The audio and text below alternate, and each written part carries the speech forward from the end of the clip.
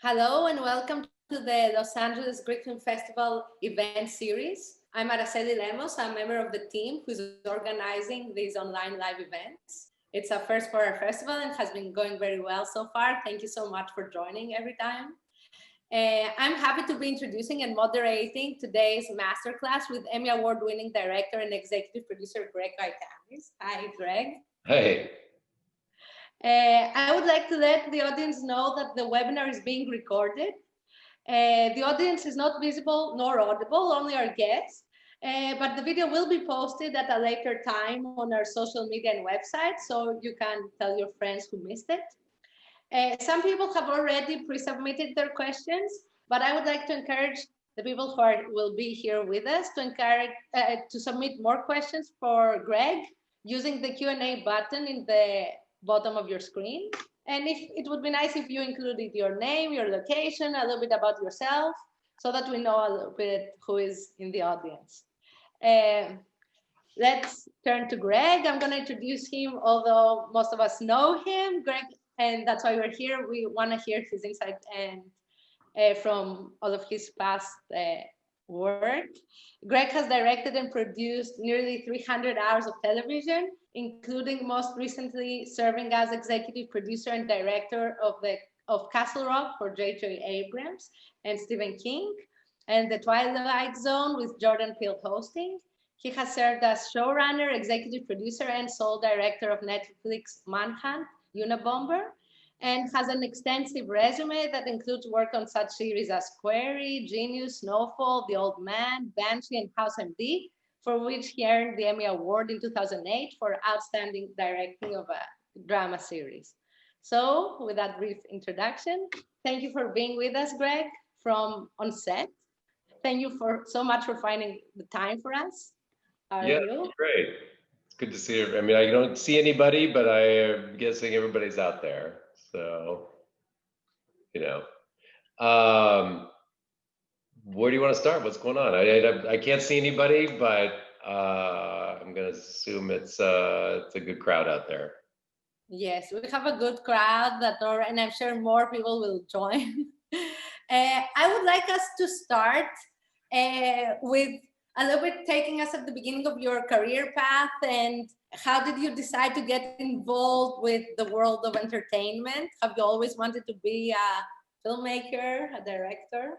I grew up in I came up in the 80s, and I was a camcorder kid. So I was taking, our camcorder and making short videos, and I got involved with, in America, we have something called public access, which is like every town has like a little local like station to present things that are happening in a small town to the town itself. So I would volunteer there on on my after school and on the weekends and do shoots, and then kept making small fiction shorts, and then learned about film school and that film school existed, and coming to California to visit to look at a school. I went to USC.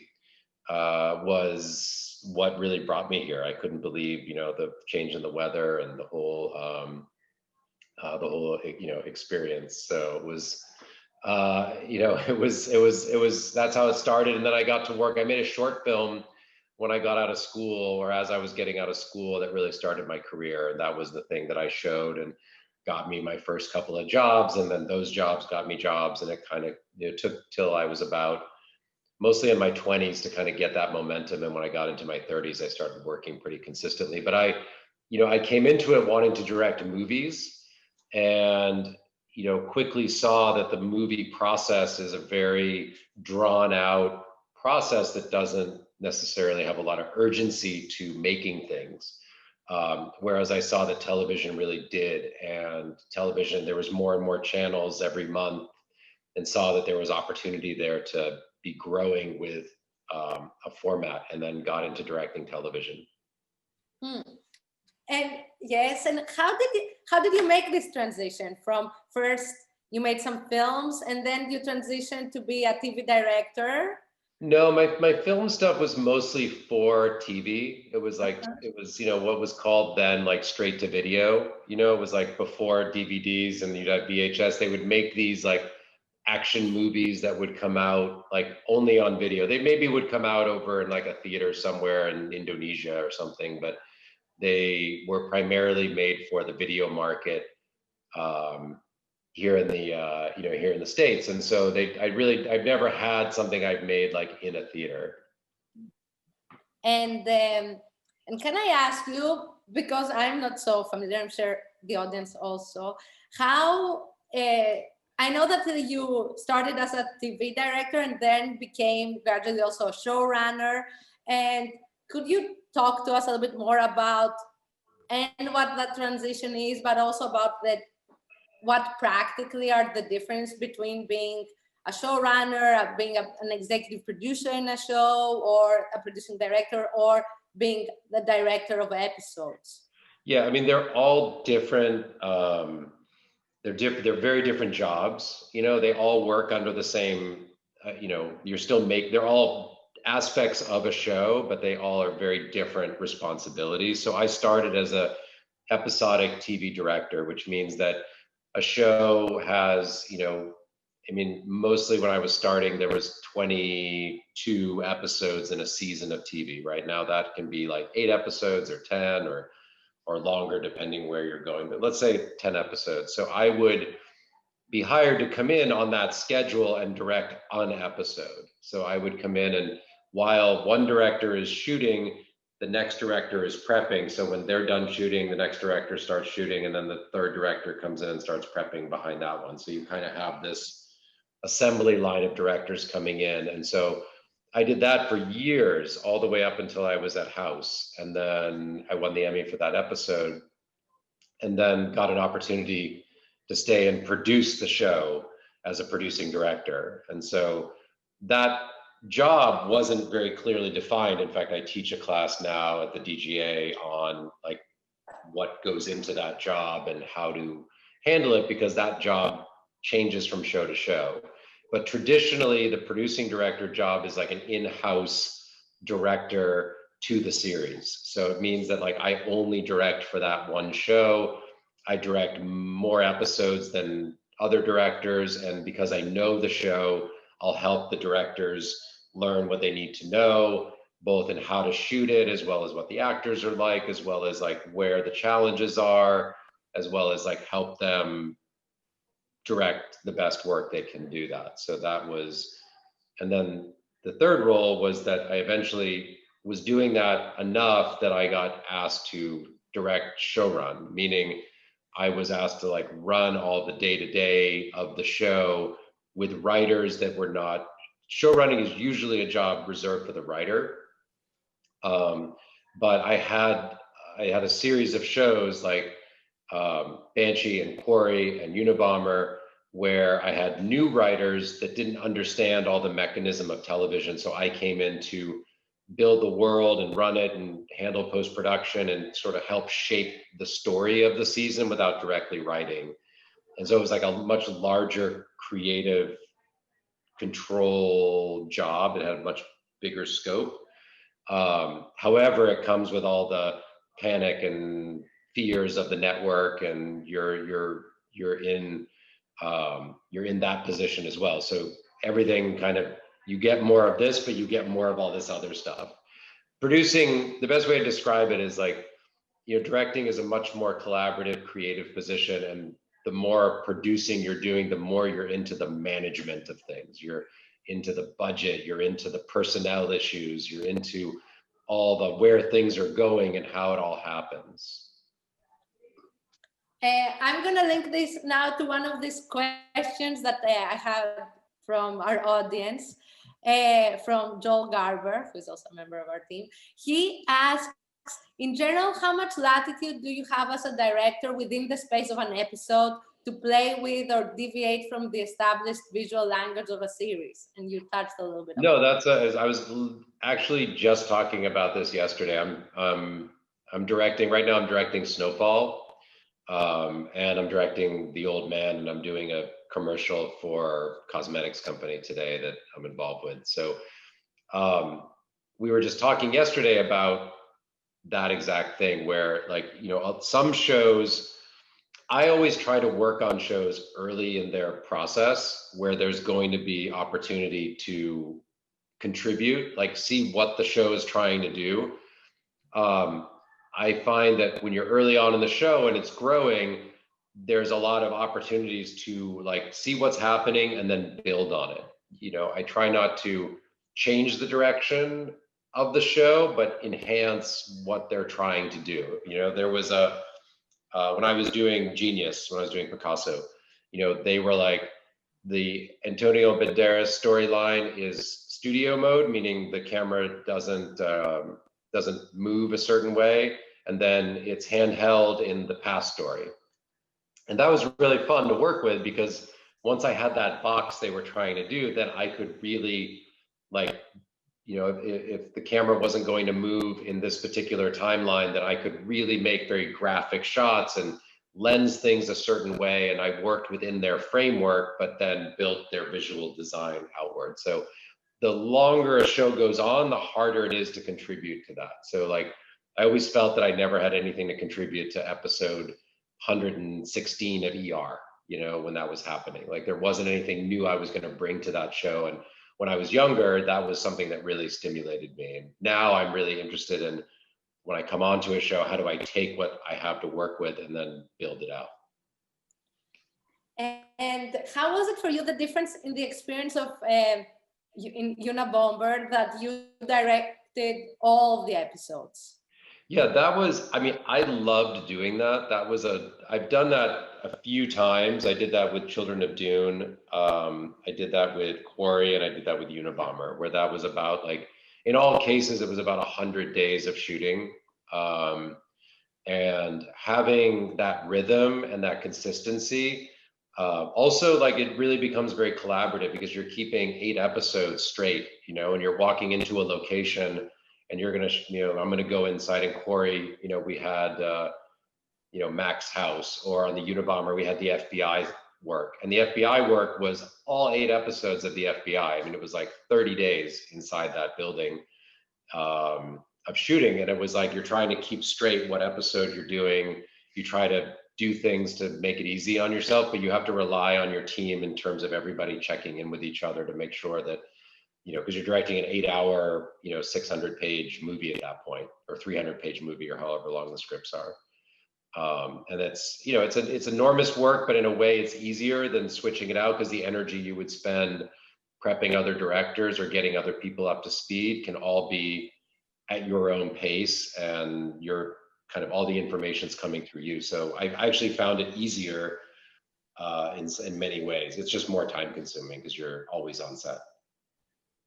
I'm listening to you talk about all of these many projects and so many people that you have to deal with, and I'm very impressed. And I'm wondering if you need, as a creator, also kind of like some people that are always like your anchor, like if you bring some collaborators from one project to the other, or is it always like that? You are always like going from one project to the other, and you're trying to always absorb the energy of where you're going.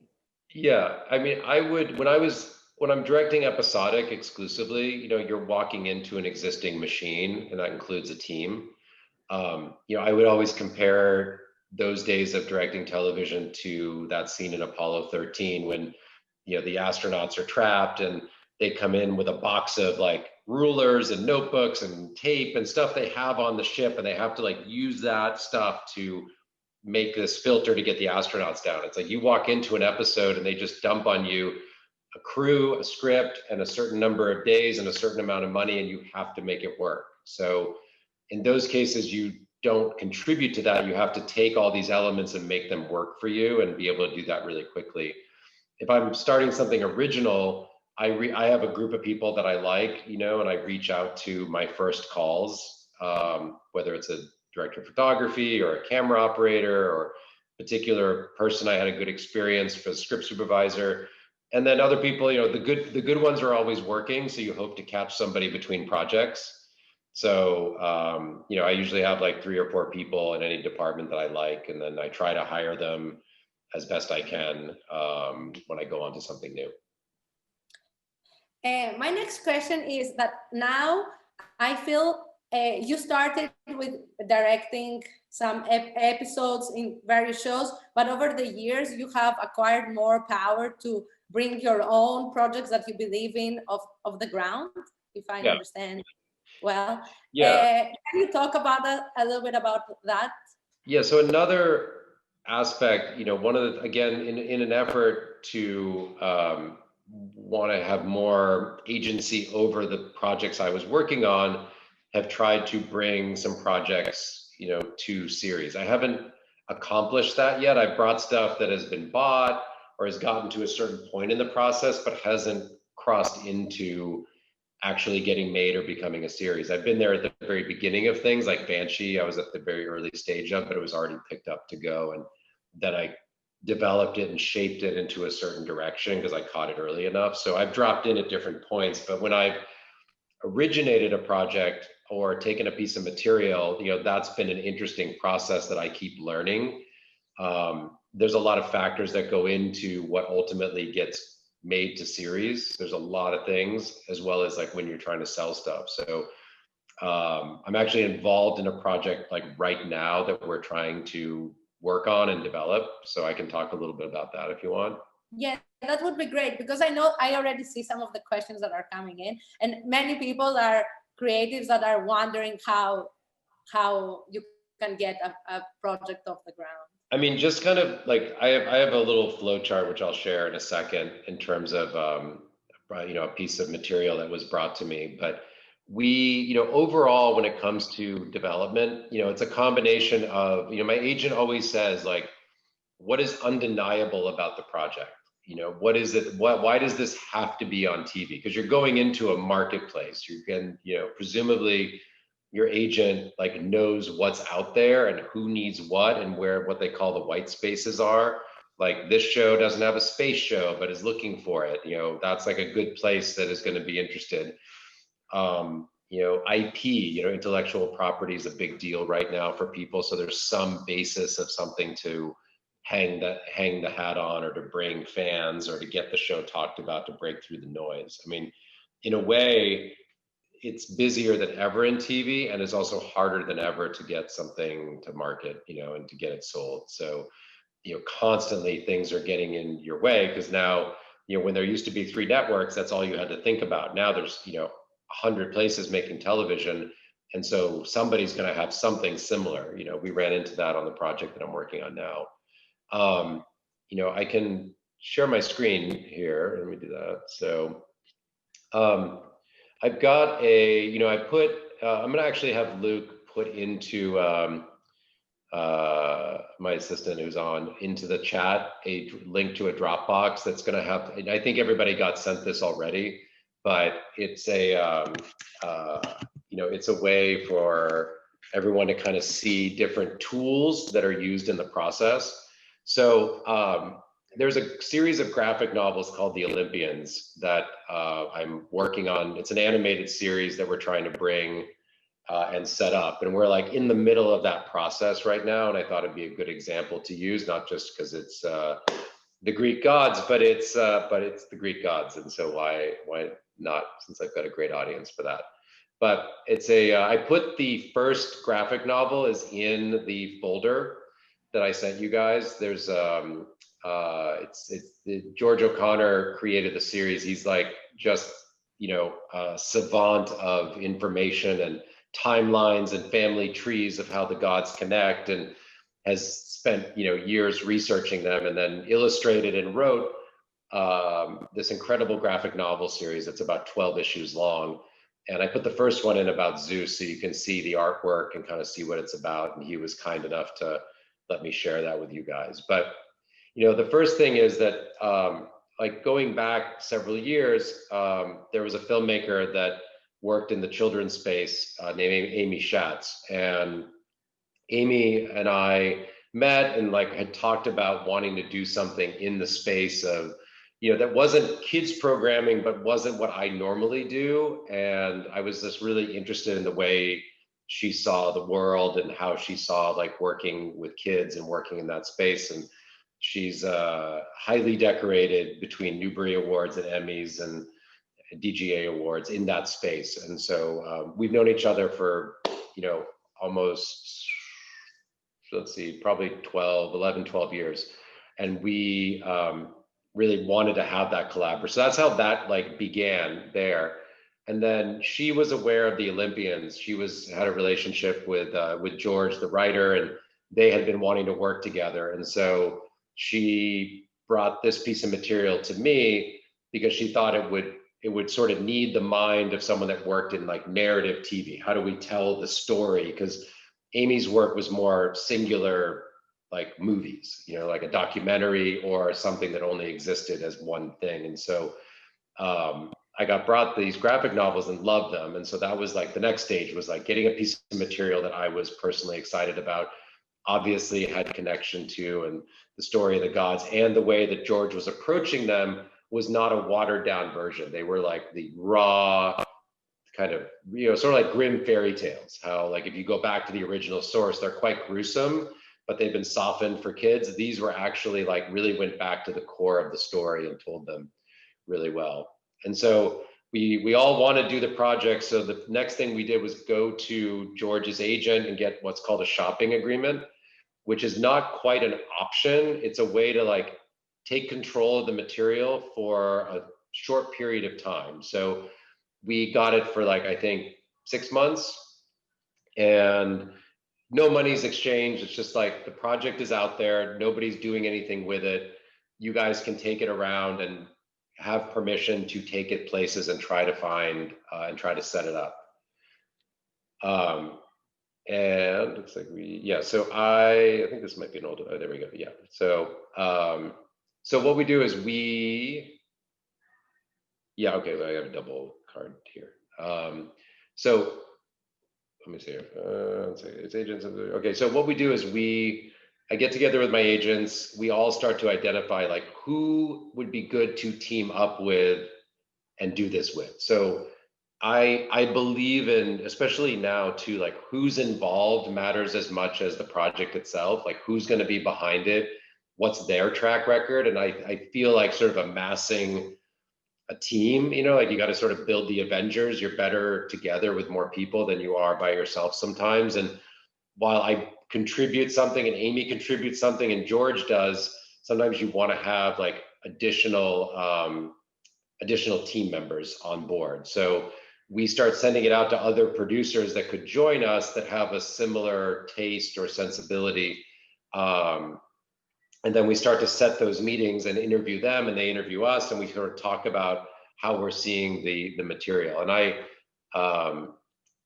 in that we made a deck of like, just sort of how the three of us were seeing the show, a PDF that would sort of walk people through. And I've also included that in the Dropbox so you can, peruse through it and how we brought it. So we found two companies that wanted to work with us. Atomic Monster, which has worked with Guillermo del Toro, and then James Wan's animation company Shadow Machine, and both of them were interested and got excited about the world and wanted to both come on board with us. So that's like where we are right now in the process. We're making like a more detailed presentation, and we meet like once or twice a week to talk about what the first episode would be like what's the way into the show. And how will these books, which are written all out of order and follow different characters and different timelines and stories and jump ahead and work backwards, how do we untangle all the books and all the stories of the Greek gods and drop them out kind of accordingly? And what does that look like? So I put some of the presentation material that would be something we would show to networks. And so we're not at this stage yet, but what we would do is once we have all that ready to go and all our partners and we all feel good about what the pitch is and how the room goes, we'll take it out to buyers. So the buyer is the network. These are some of the streamers that we would go to take this show to as an animated show. Hopefully it gets, to a series order and we go off and make the show. So somebody would buy it and develop it and take it from there. That's really the end of one story and the beginning of another. What's interesting is that like the first bump that we had along the way, was that there was a competing project that just dropped on Netflix, which is The Blood of Zeus. So now we know that like Netflix is not a place that we're going to take this project to.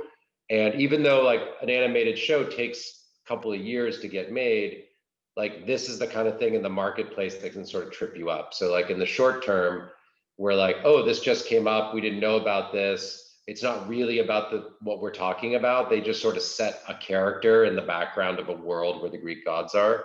But it means that Netflix isn't going to buy this. So we have to look at other places and treat it like a competing project. And that was just like something, these things are what comes up along the way, is that you find out that somebody else has their space show or somebody else is coming in with their Greek god animated series, and we looked at that and didn't find the quality that inspiring or the direction they were going in particular. And the fact is we have a series of best-selling books that we're basing this off of. So that gives some advantage to look at. And it's like, okay, yeah, they made something, it didn't go well, but we really are going to come in and own the space. It's the same way that like, even though Game of Thrones was on the air, a lot of similar type shows started to emerge. And I'll wrap this up in a second. So what would happen is I put in this Dropbox link so you guys could have it, some materials that had been sent to me over the years. So once the show gets picked up and you have to figure out what to do, you make what's called like a show Bible. So I put a few shows that people know in here. These were the Bibles that were written for those shows. So I put in Freaks and Geeks and House of Cards and True Detective for anybody that's seen those shows. That's where you basically walk through all the stuff that's going to happen in the season, all the information about the characters. It just is, each step gets more and more detailed. So when you go to script, you have all this information. It's also something that the network can have, so they really understand where you're going with the show. So before you get too far down the road, they understand it. And that those are all materials that you guys can peruse. They're yours to enjoy, and they're good guidelines if you're planning to write a show or create a show. Any of these tools or steps are valuable. Having as much information as you can have. Now, I don't go into a pitch with all this information. We just know it, but eventually we'll get asked to write it and write a Bible. I also put in some decks. These two here, 1995 and 1997, are for Unabomber. The show used to be called Manifesto, but again, that was a show that took place in two different time periods, so that these were visual references that we could share with the network and amongst ourselves of how we were going to visualize the show. So if you watch the show, which I believe is on Netflix all over the world, but I'm not positive, at least it is in the US, it goes by Manhunt Unabomber, but it may be a different title in Greece on Netflix, I don't know. You can see, if you watch it, you can look back at the very beginning and see like some of the ideas we were going for. So what that usually involves in a deck is that we go through and, there's a little cut off, but we pull images from other movies and, some descriptions about how we're approaching that. Since we don't have any of our own stuff to work with, we find other movies that did similar kinds of shots or styles or ideas, and then we look to how we're going to make that our own. So we just need a place to launch off from, and these are great ideas for common language. So you have to talk to a lot of creative departments as you get into a show, and then that allows you to have a way that like, okay, it's like this from this movie, but it's not that because it's our thing. And so that just gives you a place to kind of talk about or a reference to be able to refer to. Another thing that we do, by the way, this is your Olympians thing. I put the graphic novel and I put the some of our presentation materials for that in there that you can digest. Another tool we use are sizzle reels. So I put in a few examples of that I've made for shows. I was going to direct Altered Carbon, which I don't know if that's also a Netflix show, but prior to, if you watch that show, this was a piece of material I went in when I was going to direct the pilot. And so I put this together to show them like how I was going to approach, their show. Like, here's how the show spoke to me. So we put these together, when I came onto Banshee, if you saw the show, and you look back at this, you can see like the ideas were forming already and how we executed that and made them our own. But we took other films with these kind of things and then cut them together like a trailer for the movie that we're doing,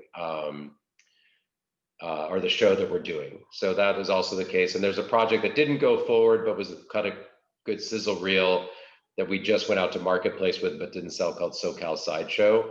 But it cut a good sizzle. So I wanted you to see something that was on the air, a couple of things that were on the air, and then one thing that didn't get on the air. And those are the kind of the main steps of the process that take you up to physical production. And then I think physical production is, its own beast unto its own. But that's kind of the steps, at least here in the States, of how stuff makes it on the air. Okay, that was very informative. It clarified a lot of things for me also. I wanted to ask about the next step of going into a writer's group. I think a lot of people have questions about that. Sure. My question is, someone asks, it's a common opinion that TV has taken the place of independent movies with good dramatic writing. Do you agree with that view? I wonder if it is also because of the very vivid places where writers groups are. What do you? Yeah, I think the answer is yes, at least here. I think that television's providing a format and an ability for people to come back, and it is very still of the ilk of independent cinema. Each episode has a small budget and a big ambition, and you have to execute a story or almost at movie level quality of an independent movie and make that 8 or 10 times in a period of 6 months. So I think there's still a place for the one-off film. I just think that film, whether independent or studio, has to work harder now to kind of make an impact. It should do something that TV can't offer. I think that people do like sitting and spending time with characters. I mean, if they give up on the show and they don't like it, they don't like it. But overall, it's, when you're watching something, often movies are, in TV, often the worst episodes are the first episode and the last episode of a show. And sometimes movies are those two things combined. So like making a really good movie is hard. And when in TV, when you get to like get past setting something up, you get to live in the world and then get to know the characters. So they're very different animals. And I know that movies still have a place, but I do find that the writers, the process of a writer's room when it comes to television is almost something I would want to use, like if I was trying to work on a film. I know that they do that a bit for some of the big genre type things, like a Star Trek movie. They put a writer's room together to talk about cool Star Trek stuff, and they populate it with, like, I've done a lot of work at Bad Robot when they were doing the Star Trek movies. They're going to populate a room with like Star Trek nerds who know everything about everything, and then they're going to put other people that like is a playwright or you try to cast your writer's room towards the piece you're making. So, you might want a novelist in there, or a playwright, or a nerd who knows everything about Star Trek, who can't write a script, but can tell you everything that Klingons do, right? So, these are challenging things to put together because it takes a long time to build a room of like-minded writers. Like House took years before it had the writer's room that it had, because every season you find one person that you like, and then a bunch of people who can't write the show, so they are gone the next season. And then maybe you find another one, and then you find another one. Like Joss Whedon would say it takes like 5 years to cast like a perfect writer's room, because by then you've like found all the people that know how to write the show. It's even made harder because seasons of TV are shorter now, that if you have a great writer, when you get back up and running 8 months later, they're not available. They're on something else. So it is so hard. It's probably the hardest aspect of this, is finding people that can write the show that you want to make. I see more often people not being able to do that than can do it. They can write their own stuff, they just can't write somebody else's show. And the process of the room is that you take all these people and you literally put them in a room or on a Zoom now, and you talk about like what happens in the show, what's the direction. It's like brainstorming, you know, and then eventually the showrunner or whoever has the final yes and no weeds out the ideas and the directions that they like and they don't like, as well as driving the room. Each level of producer, you know, you have executive producer, co-executive producer, producer, co-producer, there's all these different tiers. Presumably the higher up you are on the tier, the more ideas you have, the more control you can take over your work, the better writer presumably you are. So, you know, there's different expectations for each position of person in the room when they're giving those ideas and sharing them. But it like looks like a bunch of cards, like everybody just writes ideas and they go up on a wall. And then eventually they start to get organized, and eventually they start to kind of fall into an episode, and you know, things start to make sense. And in a writer's room, depending on what the show is, you've got research and pictures and artwork and all kinds of things that are designed to inspire you, and you try to make a creative space for everybody. Yes, I have some follow-up questions. The one thing is, we have from New York a question. From your perspective, has the demand for multicultural representation changed how things operate behind and in front of the screen? And I think that goes also for the writers room. Yeah, I think right, you know, we've seen two, at least stateside, I don't know worldwide yet, but I think we've seen two big shifts in the last, you know, couple of years, really. I mean, it really started in 2018, towards the end of 2018, like in October, you know, with the Me Too movement, you know, which really, I mean, we've been working at the Guild with inclusivity and female directors and, you know, people of color for years, but it's been, you know, it's nothing sort of mandated it until they were shamed into doing it. You know, it was like once the companies, you know, it really became the mandate, and, you know, social media was so powerful that if you didn't comply, your company would get canceled or shamed or whatever. I mean, they're doing it for the wrong reasons, but the fact that they're doing it is right. Like nobody's doing it because they want to, they're doing it because they've now been forced to. I've been working on this for 20 years. And so now that it was like demanded by the public, they completely shifted their perspective. I'm sure when you talk to Jim Giannopoulos, he can speak more to the company culture. But you know, for me, what I noticed was that it was a seismic shift, and it was exciting because, you know, I've mentored a lot of talent, both of color and female, and being able to see those opportunities now present themselves. It was basically like the call to action that we've been like pushing for a lot of years. And I don't care why it happened. I'm just glad it did. And it's changed, you know, I've watched it impact, you know, my white male director friends that, you know, there's less work for because there's more opportunity for women. And that was the case all the way up until, you know, Black Lives Matter. And then it really became a strong push to have people of color, you know, and that's, you know, either Black or Asian, you know, Latinx, you know, any of these other faces that can be, you know, in the mix, so that we've got, you know, an inclusive, representative set, both behind the scenes, in front of the camera, as well as like all aspects of things. So what it's doing is giving opportunity and amplifying voices that previously weren't heard, and there's more openness for that opportunity. So if somebody is like on the up and coming and they've only, you know, had certain kind of shows that they've been able to get on, there's a much broader place for them. Sometimes they're being accelerated past their experience, and that is a disservice to both parties involved. You want to, you know, what I'm noticing is that there's a demand for, you know, there's just the balance of,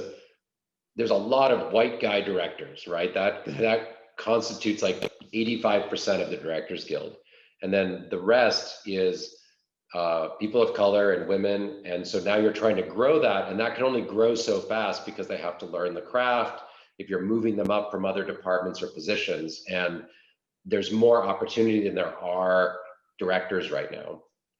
And that would go for writers or other people. And so, they still have to be able to walk in and understand what to do, or then they're going to find those doors close on them because they didn't do a good job. So I've seen people that had to be really carried through the work, and they were not even in control of their own piece because they just didn't have the experience. So I'm seeing a lot on both sides, both positive and some drawbacks that are going to be challenges to work through so people can be educated and get the experience.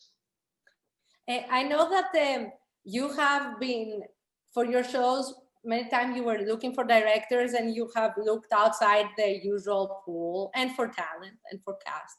And how do you look for, and as you said, how do you then try to help them grow and foster them and cultivate this new talent so that they don't crash? I mean, the best. And people are asking, also some people in the questions are asking, oh, do you have any advice for how people that maybe are women or minorities can break into the industry, especially if they don't have an agent? I mean, I think first and foremost, I think the way that I learned the most was I was shadowing. I came up, when I wanted to get into television, I worked every connection I had to shadow other directors in television. So however contact I could pull or do that, that was extremely valuable because I got to have a front row seat to the process.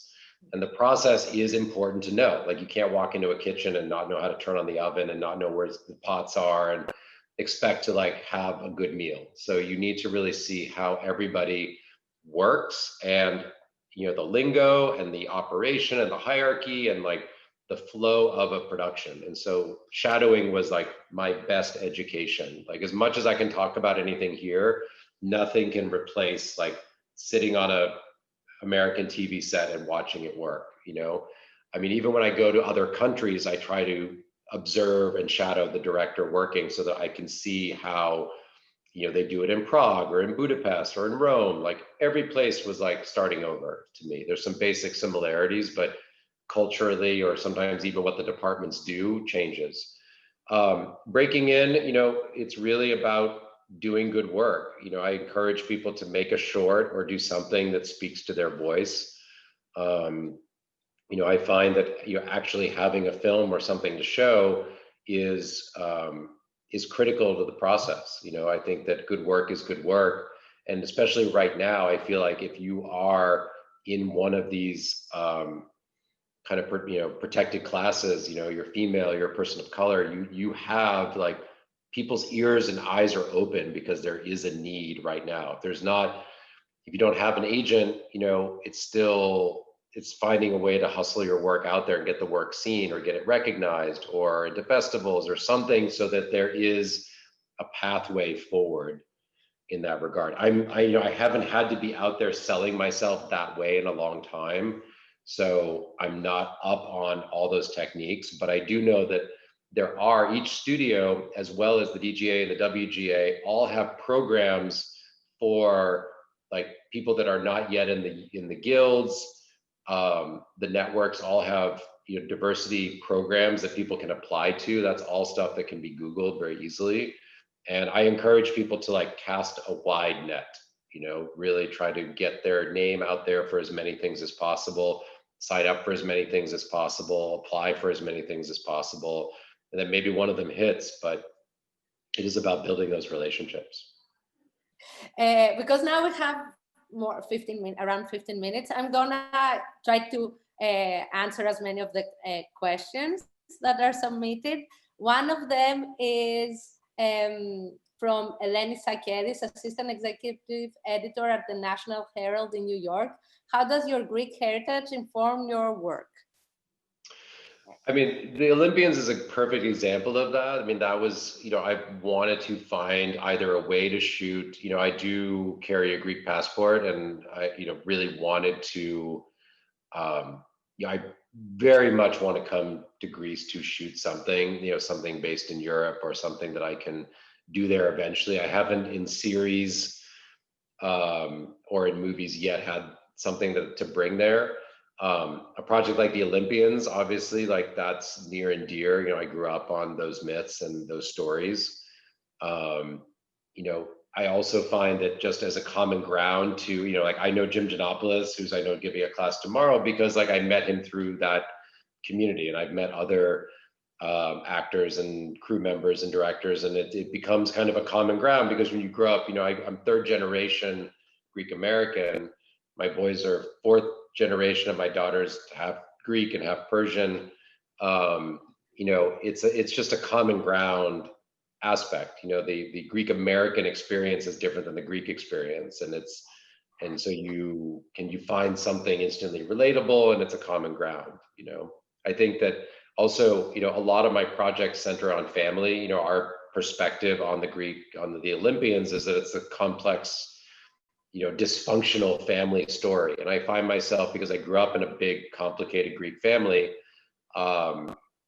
that I try to bring those themes of family and the complexities of those relationships into my work. So Quarry is a good example of that. I carried a lot of the man-woman relationships I witnessed growing up, you know, on an East Coast blue-collar Greek family, you know, that I was raised in.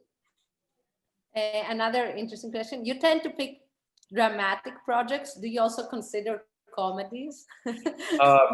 You know, House had more jokes than most comedies do, but that's as close to driving up to comedy. You know, I did a little independent movie with Diane Keaton years ago that I think there's a certain music to comedy that people who hear it and can play it really, really know it well.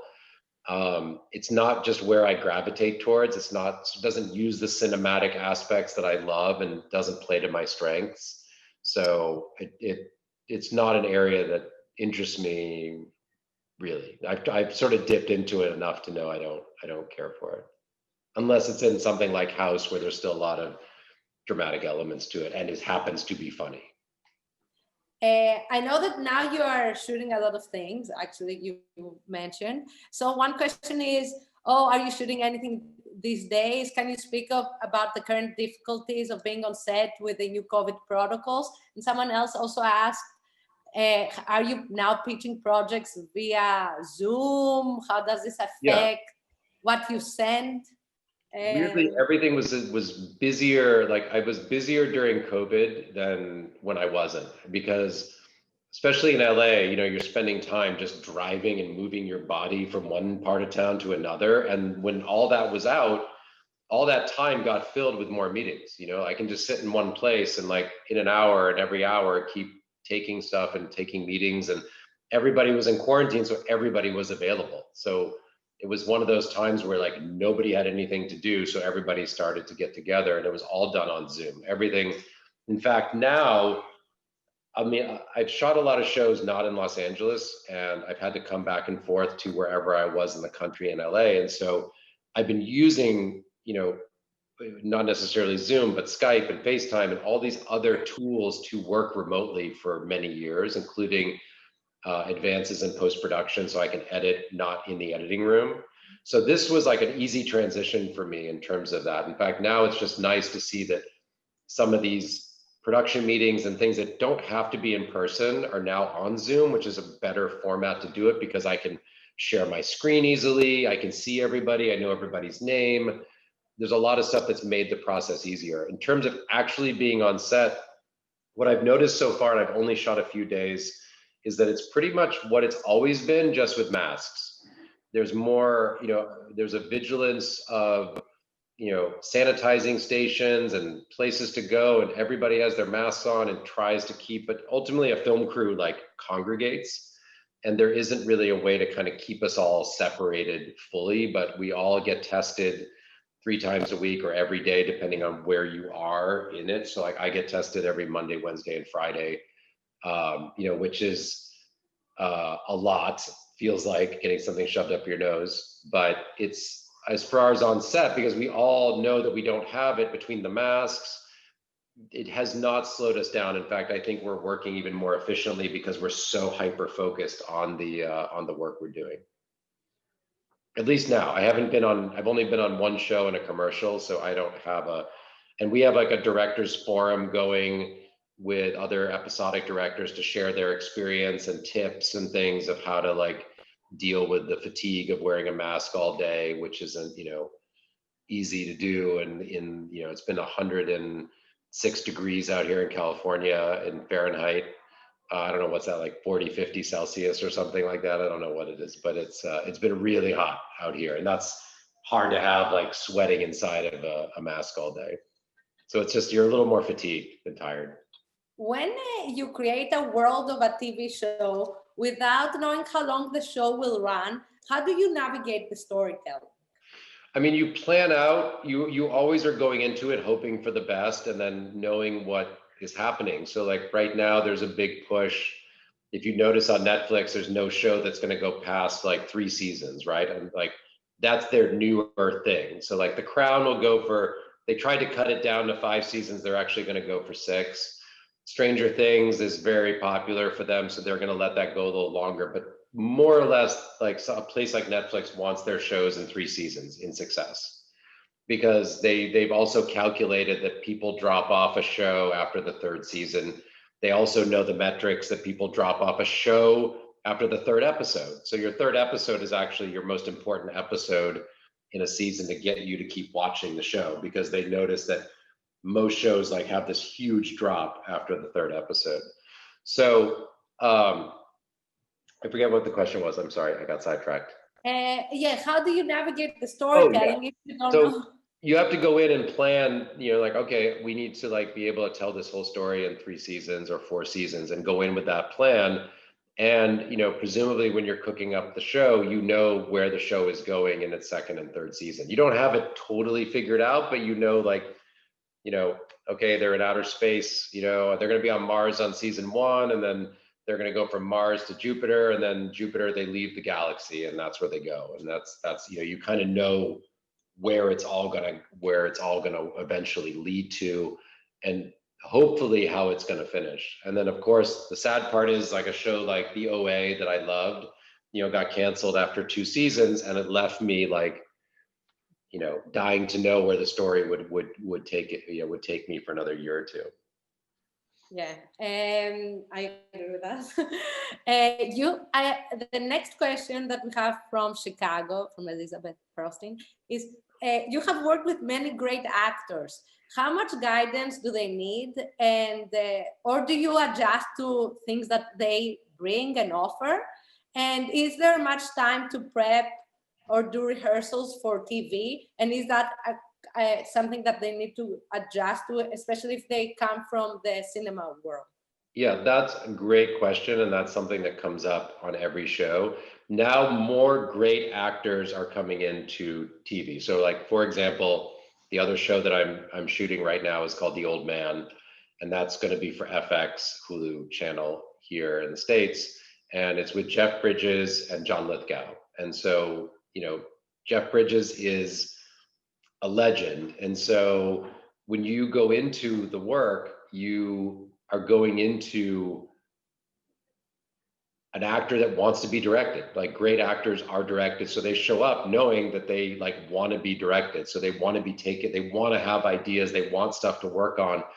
And you have to be flexible as a director to be able to talk to each one the way they need to be spoken with and how to work. Like, I worked with Susan Sarandon early on. That was like a big deal, that she didn't normally do TV. This was like in the early 2000s, and she's like, the best way to work with me is like, just tell me where you kind of need me to go. And like, I don't need a lot. Like, I kind of like do it. I just need like a little things from you. I don't, she's like, directors want to like tell me all this stuff. She's like, I just need little things. And other people like want to talk about it all day long, like talk it to death.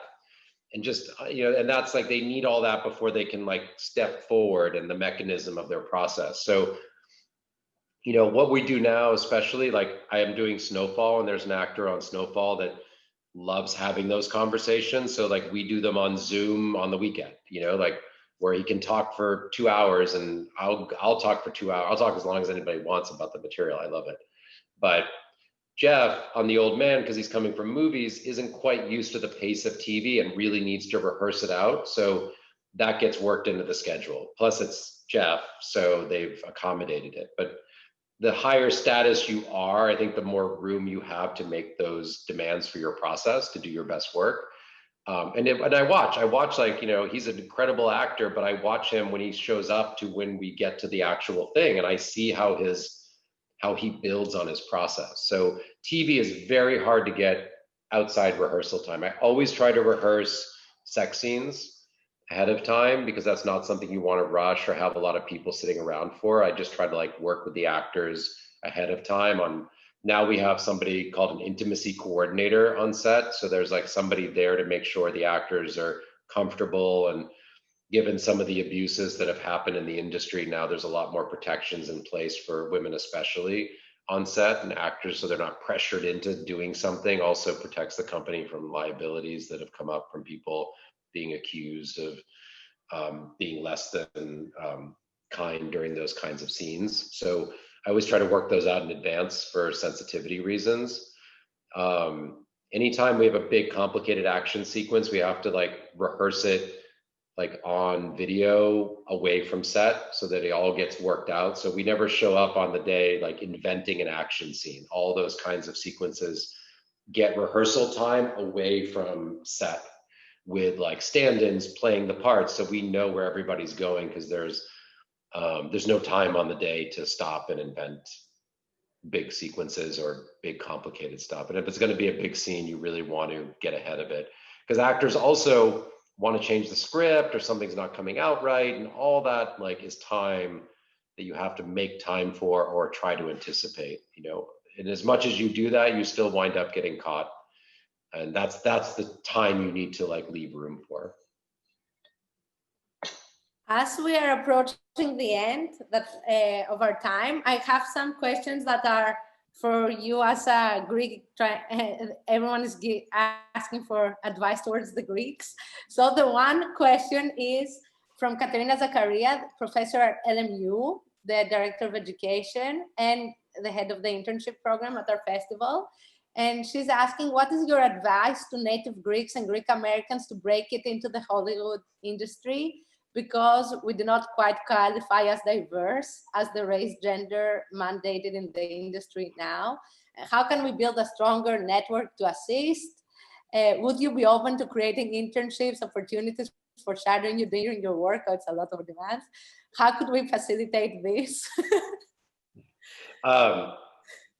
First, I think Jim is a great person to ask tomorrow at that class. I think that's like great place, and you can tell him that I said to put the pressure on.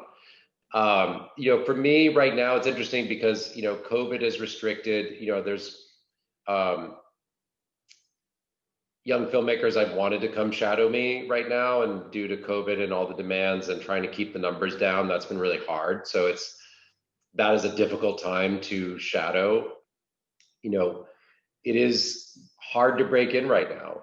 I think, again, going back to what I said earlier about making a short is important.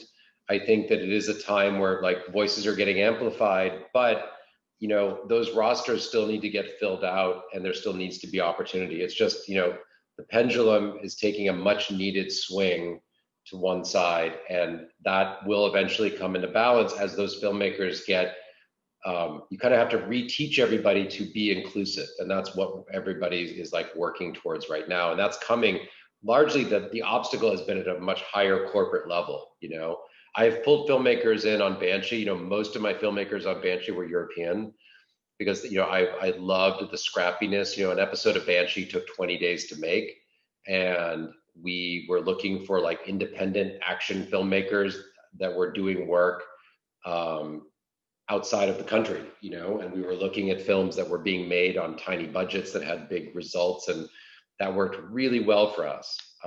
We couldn't make Banshee the way we made it, both in who we hired and how we represented, different cultures in that, although we tried to be as honest and representative as possible.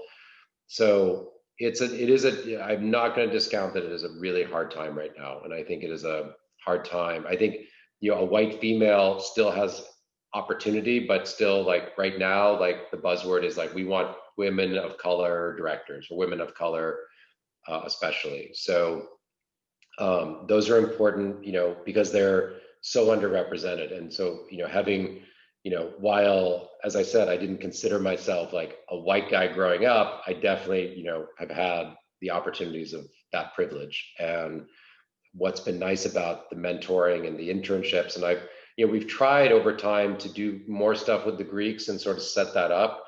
I think, again, what's been nice about this festival has been being exposed to that talent. And as you know, I've talked to you, I've talked to Ursi, I've talked, I've tried to find filmmakers to sort of bring over, or to try to understand more, or to see what was possible. And, sometimes that only gets so far. So it's a long way of saying that, like, yes, there's always been an openness. Everybody's like doing their best right now in the climate of what's happening. Oh, thank you so much. Yes, I can say also that you have been always keeping an eye out for the filmmakers that are screening work at our festival, and you're always coming also to our programs that we have for developing new scripts, and you're always very generous with your time. So you have to give us guidance and advice. So this is also, I just wanted to reply that this is also a path to you and to get information. I don't know if there's anything that we didn't cover. I'm impressed how in 1 hour I think we covered a lot of material. No, I think we got through a lot of ground. I was just seeing, is the questions in the chat, is there anything there that needs to? I tried to consolidate most things. I saw that there are many specific questions about storyboard and pitch index that I think you covered very well. Yeah, I think those materials that I put, for everybody will be helpful to digest. I mean, that's the kind of thing to like really look at and study. I mean, these were things that I didn't have access to that, with anything I make, I was telling, I had a young filmmaker reach out to me yesterday, and, she's like, I want to go to school. I think I want to go to school. And for me, like, school was the only way at the time that I was growing up, that I came in, to it, that you could access films or information. Like, school was the barrier. Now all this stuff is available. I mean, we have an app here. I don't know if it's in Greece as well, called Masterclass, right? And you can like listen to great filmmakers and great writers talk about their craft. I mean, stuff that you could never access when I was growing up, which stuff I would have like locked myself in a room for weeks and just watched over and over and studied. So, looking at things that have been done, formats that have been made, these are all tools. They're not a path to guarantee success. They're just things in your arsenal. And now more and more, especially when you're out there selling yourself or selling a show, it's marketing of yourself. Like, I have to go in there and often like, convince them why I'm the person to come direct their pilot if I didn't originate with the project. Like, why should they invite me into their inner creative circle? And so you try to present to them what's possible. And so these are all things I've used to do that, as well as to communicate, as well as to advance a project further down the field, and keep showing people. I learned early on to like show people the movie is what they always would tell me. It's like, show them the show. So like, what is the thing that they're going to be getting? And the other people on the other side of things aren't always the most creative. So you really want to give them real reason to understand how you tick as a filmmaker when you go in to meet with people, is to be prepared. I've had people that have gotten in front of me that have wasted those opportunities because they didn't know my work, or they weren't prepared, or they didn't have their questions. It was a waste of time. And so I would say that, like, even to this day, when I go to take a meeting with anybody in the industry, I look at their work, I understand where they've come from, what companies they were at, what are they about? My assistant Luke makes these like little dossiers for each person. It's all stuff that you can Google and find, but I want to know as much as I can so I'm prepared in case we found something, or we worked somewhere at the same time, or something happened. So, or that, if some filmmaker has met, that is directed or worked on a show that you love, like, nobody doesn't love hearing how great their work is. So, these are all like ways to find common ground and to do your homework. I just see that there's so much available to people. It's like, it's almost taken for granted. Like right now, like your short film can be put online, can go out to anybody, you can put in an email. It's like, it's a far cry from when you had to like copy it from one VCR to the other and drive it across town and put it in somebody's hands and hope they put it in their machine and watch it. Everything's so easy now that in a way, and there's so much information, it's really weeding out to like what you want to find, but there's no shortage of it. So I tell filmmakers to keep doing their homework, read up on filmmakers they love, watch their interviews. There's so many behind the scenes videos on YouTube now. There's like, you can really see the process of how things work on set.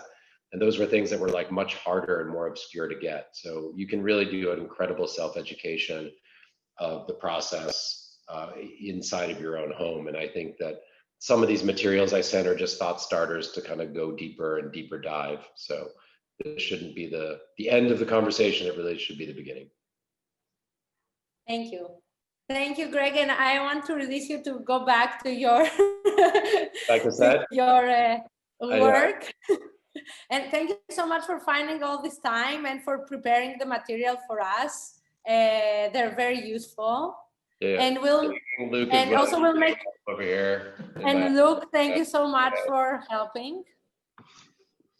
And we'll make sure to ask Jim also tomorrow the questions.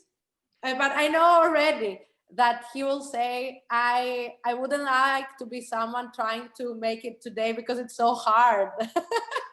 Yeah, but look, it's always been hard. It was hard when I went in. It's always been hard. It's like if it was easy, everybody would do it. It's not any easier or harder than it's been. It's just as hard. Like it was like coming from Massachusetts where I knew nobody to come out here and to like do and have the career I've been able to have was like every opportunity, everything I could hustle. I mean, it was hard. I didn't take no, and I just kept getting in there. And it was different challenges then, there's different challenges now. I don't think it's any harder now than it was, Yeah, on another, we can say that there are some more opportunities now, maybe.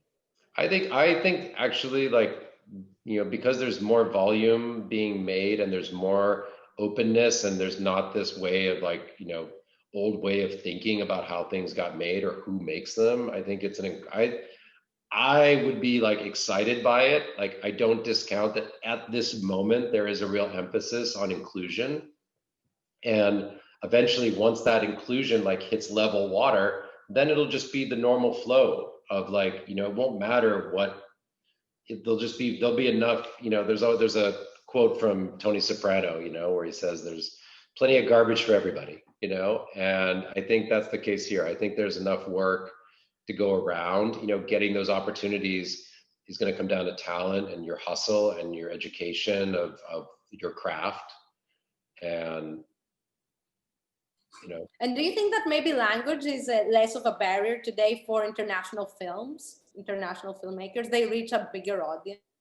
I think now, like places like Netflix, I think there's so many places that need great stuff that if something gets recognized, that's going to be a great, like, there's so many places those can live now, there's more now, whether they get seen or what they do, but there is such a demand for streamers to have content and to license material that I'm actually finding that once you've made something, getting somebody to want to include it on their platform is easier in some way. It's a different set of people that do that, but they're always on the hunt because they need material. Like they just need to feed Netflix, it needs stuff at all times. Amazon, Hulu, they need stuff. So if you've made a film and that is a thing that can be seen, that is infinitely easier than trying to get Amazon to make your movie.